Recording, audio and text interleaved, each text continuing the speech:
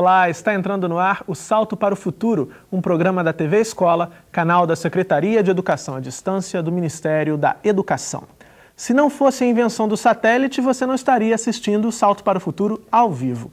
Mais do que as utilizações no campo da comunicação, o satélite tem se tornado um instrumento cada vez mais importante no dia a dia. Agricultura, comércio exterior, cartografia e meteorologia são algumas das áreas que exploram a tecnologia e os recursos disponibilizados pelos satélites. No programa de hoje, vamos discutir essa tecnologia e suas aplicações. Participam do debate Petrônio Noronha de Souza, do Instituto Nacional de Pesquisas Espaciais, o INPE, e consultor desta série. Elisa Saeta, orientadora de Ciências da Secretaria de Educação de São José dos Campos, e Raimundo Nonato Mussi, assessor técnico-científico da Agência Espacial Brasileira. E você também pode participar do debate. Ligue para 0800 216689. Para mandar suas perguntas por fax, anote o nosso número: 0 código da operadora 21 2232 3271. Se preferir usar a internet, o nosso e-mail é salto@tvebrasil.com.br. O Instituto Nacional de Pesquisas Espaciais foi criado em 1961. Hoje, ele é vinculado ao Ministério da Ciência e Tecnologia. O INPE é o centro de referência do país no campo das atividades voltadas para ciências espaciais, desenvolvimento de satélites e suas aplicações. O centro de visitantes do Instituto recebe cerca de 12 mil pessoas por ano. Conhecer as atividades do Instituto foi o objetivo da visita de uma turma de alunos de uma escola de Mogi das Cruzes, em São Paulo. Durante a visita, os alunos da Escola Estadual Professora Aparecida Cursino conheceram um pouco mais sobre as áreas de atuação do INPE. Aqui eu vou estar mostrando para vocês as áreas de atuação do INPE. A gente trabalha com a ciência, com aplicações, com tecnologia e educação. As atividades do Instituto se concentram em 3 áreas: a científica, a área de aplicações e a área de engenharia, que desenvolve sistemas e tecnologias espaciais para satélites. Aliás, no passeio pelas instalações do INPE, os pequenos visitantes também puderam ver a réplica de um dos satélites desenvolvidos no Instituto. O primeiro já está há 13 anos em órbita e o segundo já está há quase 8. O Brasil já construiu satélites para a coleta de dados ambientais e satélites de observação de recursos terrestres. O Laboratório de Integração e Testes é responsável pela construção desses satélites. Ele tem a função de efetivar todos os trabalhos ligados à integração, montagem e testes ambientais dos satélites e outros equipamentos ou naves ou veículos espaciais. Testes de vibração, choque, testes de temperatura sob vácuo, compatibilidade eletromagnética, testes elétricos e também funções de integração do próprio satélite. Durante a visita, as crianças descobriram como é feito o controle dos satélites que estão em órbita e também souberam que os satélites Sivers coletam imagens do planeta. Consegue tirar foto de outro país. De outro país e de todo o planeta, Matheus. As imagens de satélite foram usadas, por exemplo, na construção desse grande globo que fica no centro de visitantes do INPE. Eu gostei mais do globo, né? Porque só existe 2 no mundo e ele é bem grande. E dos foguetes também, que eles são muito rápidos e além disso eles são muito perigosos. Eu acho que a visita ela foi muito didática porque ela mostrou que o uso do satélite ele não é só nas telecomunicações, ele está presente em todas as partes da vida do homem, né? Principalmente na agricultura, na meteorologia. Então ele veio agregar mais ideias, mais informações, o que a gente já conhecia. Para a diretora da escola, promover a aproximação entre as crianças e a cultura aeroespacial é um importante papel da escola. E aproximar também a ciência da vida prática das pessoas. Mostrar para as crianças que, sem ciência, a nossa vida do dia a dia ela fica muito mais complicada.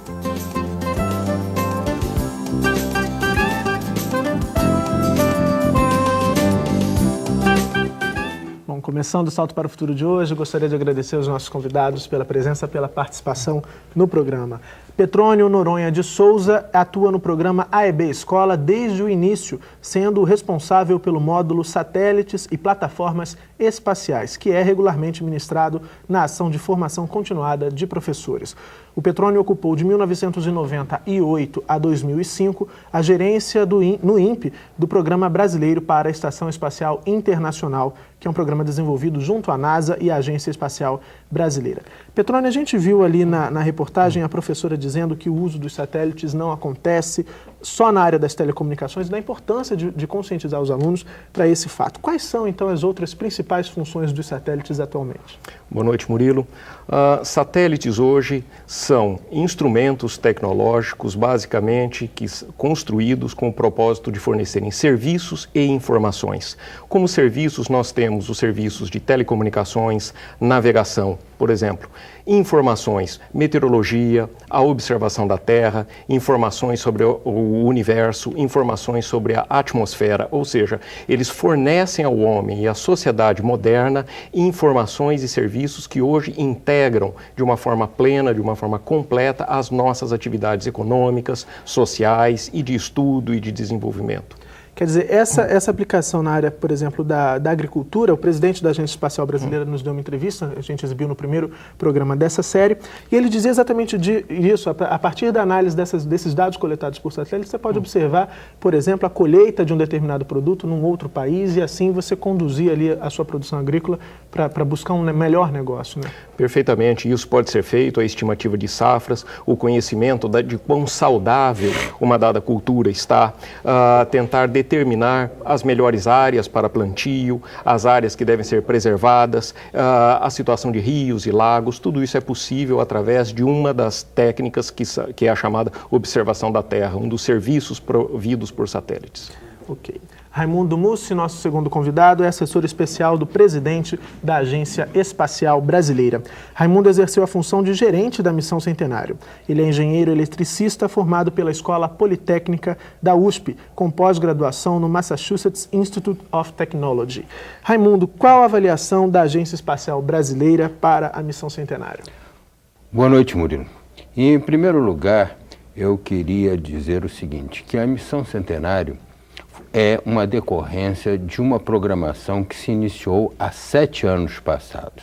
Não é alguma coisa que foi feita na última hora. Nós já estávamos com um grupo de cientistas já preparando experimentos para serem realizados em ambientes de microgravidade. Isso foi feito. Dos 8 experimentos, 6 foram desenvolvidos por cientistas de instituições brasileiras dentro do programa de microgravidade. Durante a preparação, nós tivemos uma transferência de tecnologia muito grande, como dentro da minha experiência de alguns anos nesta área, não conheço. Foi que recebemos de técnicos russos como preparar experimentos para embarcar em satélite, ou seja, uma nave, que a ISS não deixa de ser um satélite. ISS, só traduzindo para o professor, é a Estação Espacial Internacional. Tripulados, que são regras de segurança muito rígidas, e foi um aprendizado na preparação. Agora eu diria que teve um efeito, digamos assim, lateral, que eu acho que foi muito importante. Levou o Programa Nacional de Atividades Espaciais ao conhecimento do grande público. Sejam críticas favoráveis, que sejam negativas, o importante é que todos participem na formulação desse programa. As atividades espaciais não têm uma receita pronta para serem desenvolvidas em nenhum país, mesmo nos mais desenvolvidos. E esta participação popular de todos é muito importante. E eu acredito até mesmo que muitos cientistas vão pensar agora em desenvolver outros experimentos para serem realizados em ambientes de microgravidade. Ok. Nossa terceira convidada, Elisa Saeta, é professora de ciências e atua como orientadora da Rede Municipal de São José dos Campos. A Elisa foi uma das coordenadoras do projeto Experimentos Educacionais em Microgravidade da Missão Centenário, lá na Rede Municipal de São José dos Campos. Elisa, eu queria que você contasse para a gente como foi o processo nesse primeiro momento, porque daqui a pouco a gente vai discutir mais todo esse envolvimento dos alunos lá dessas 4 escolas de São José dos Campos nessa atividade, mas queria que você falasse nesse primeiro momento como foi o processo de preparação dos professores para o ingresso nessas atividades. A gente sabe, a gente já discutiu nos 2 primeiros programas, que os professores tendem a ter um certo receio de trabalhar com essa temática junto aos seus alunos. Como é que vocês fizeram lá em São José?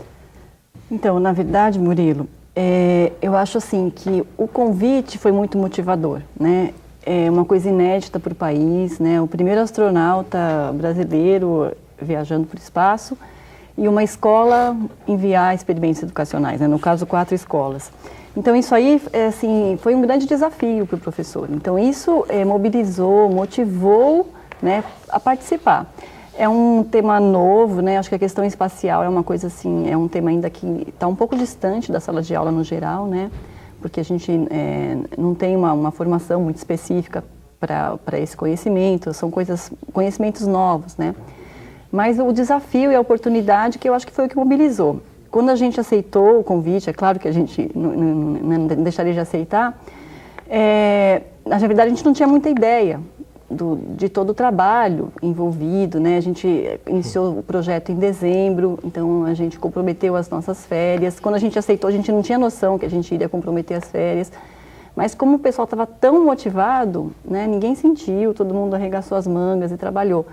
E esse negócio de férias é interessante porque o professor que está assistindo a gente sabe que férias escolares, para quem está na sala de aula, é uma coisa um pouco sagrada, né? Porque o dia a dia é desgastante, né? Tem todo aquele envolvimento. E a gente conseguiu o envolvimento maravilhoso do grupo, todo mundo muito motivado para o desafio, para a pesquisa, né? Porque uma coisa é você desenvolver um experimento aqui na sala de aula, no seu laboratório. E outra coisa muito diferente é enviar ele para uma estação espacial, uma viagem tripulada, toda uma série de questões de segurança, né, que envolveram esse material, nada podia estar aberto, todo mundo tinha que estar fechado, então tínhamos que pensar bastante. Certo, a gente vai conhecer melhor como funcionou todo esse trabalho daqui a pouquinho no segundo bloco do Salto para o Futuro. Agora, Petrônio, voltando a falar de satélites, tem um grande site na internet que recentemente disponibilizou ferramentas e também alguns programas para que as pessoas tenham acesso a imagens produzidas por satélites de diversas partes do planeta. As pessoas até ficam ali brincando de achar a sua casa, lá de cima de um satélite, enfim, um local de trabalho.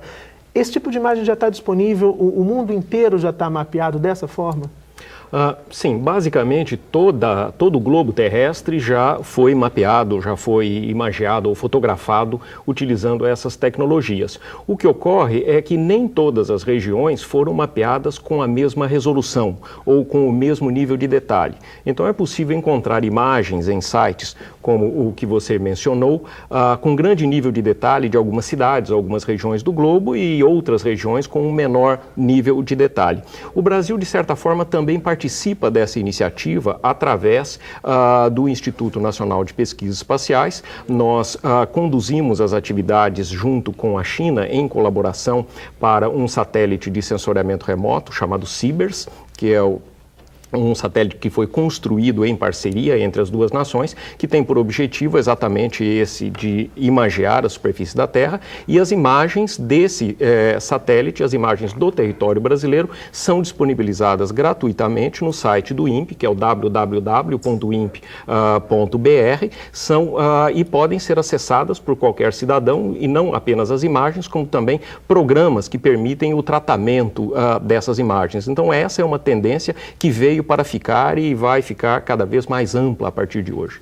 Certo. Agora, Raimundo, o Petrônio citou a parceria entre o Brasil e China no programa de satélite CIBERS. A China aparece como uma provável futura potência no campo da tecnologia aeroespacial. Gostaria que você falasse um pouquinho para o nosso telespectador qual a importância dessa parceria, então, entre brasileiros e chineses no desenvolvimento desses programas. Olha, a grande importância dessa parceria é que a maioria de outras parcerias há uma desigualdade, ou seja, são países muito mais desenvolvidos e que fazem pequenas parcerias conosco. No caso da China, nós temos praticamente, logicamente que a China nos últimos anos, principalmente em lançadores, até mesmo que fez um voo agora tripulado, ela está mais desenvolvida. Mas ela não há um desnível tão grande como com outros países. Então, nós podemos efetivamente ter uma colaboração que nós damos algumas coisas para eles, recebemos outras deles, então, efetivamente, a palavra colaboração poderá ser utilizada. Agora, algumas pessoas colocam, inclusive na época da Missão Centenário e também anteriormente, revistas, enfim, especialistas, colocam um pouco em questão essa troca de experiências, essa transferência de tecnologia, porque essa área aeroespacial é encarada pelos países mais desenvolvidos, por muitos países, como uma área também estratégica. Eu queria que você falasse um pouquinho disso. Em que medida se dá, de fato, essa transferência de tecnologia? Olha, transferência de tecnologia na área espacial é alguma coisa muito restrita, que, como você disse, há fatores de estratégico utilizando uma nomenclatura do uso dual, ou seja, que também possa ser utilizado para fins militares. É impossível você cortar até onde vai o uso pacífico e onde começa o uso militar. É porque, por exemplo, como dizia o Petrone, a partir do momento que um país está em guerra com outro, se ele tem um satélite que consegue fazer imagens de uma área que ele quer bombardear, é um grande recurso, um poderoso aliado. O satélite espião é tão conhecido que em algumas regiões, aqueles que são espionados sabem até quando ele está passando. Escondem as coisas no momento que eles estão passando e dizem, olha, vai passar o satélite espião. Agora, o que ocorre é o seguinte, há uma transferência, às vezes indireta. Por exemplo, na Missão Centenário não havia nenhum item de transferência de tecnologia. Mas, na realidade, quando nós preparamos os experimentos para voar, nós recebemos muitos ensinamentos dos russos e que, efetivamente, houve uma transferência de tecnologia que não estava nem sequer programada ou mesmo prevista. Certo. Agora, Petrone, ainda em relação a essa questão das imagens dos satélites, nós recebemos aqui um fax do teleposto do SESC de Chapecó, em Santa Catarina. Obrigado à cursista Juliana e Janete, obrigado pela participação. Ela pergunta, gostaríamos de saber como a Agência Espacial Brasileira pode contribuir no combate à violência, tendo em vista as informações que recebem via satélite diariamente. Quer dizer, pelo que você dizia anteriormente, você fica pensando nessa situação, já dá para mapear essas regiões de conflito, por exemplo, aqui no Brasil? Você falava da questão da resolução, da precisão dessas imagens de satélite. Eu não diria que um instrumento como o satélite pode ser utilizado a curtíssimo prazo para o combate à violência.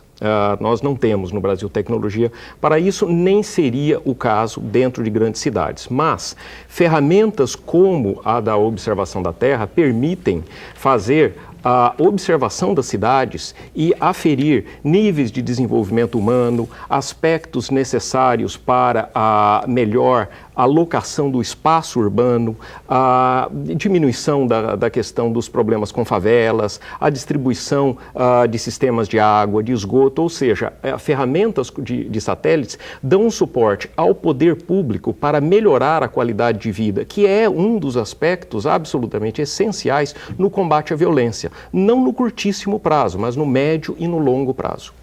Ô Murilo, só um minutinho, Raimundo, que a gente precisa ir agora para o intervalo. Na volta a gente conversa um pouquinho mais. No próximo bloco, vamos saber como experimentos desenvolvidos por alunos de uma escola em São Paulo foram parar na nave Soyuz. Até já!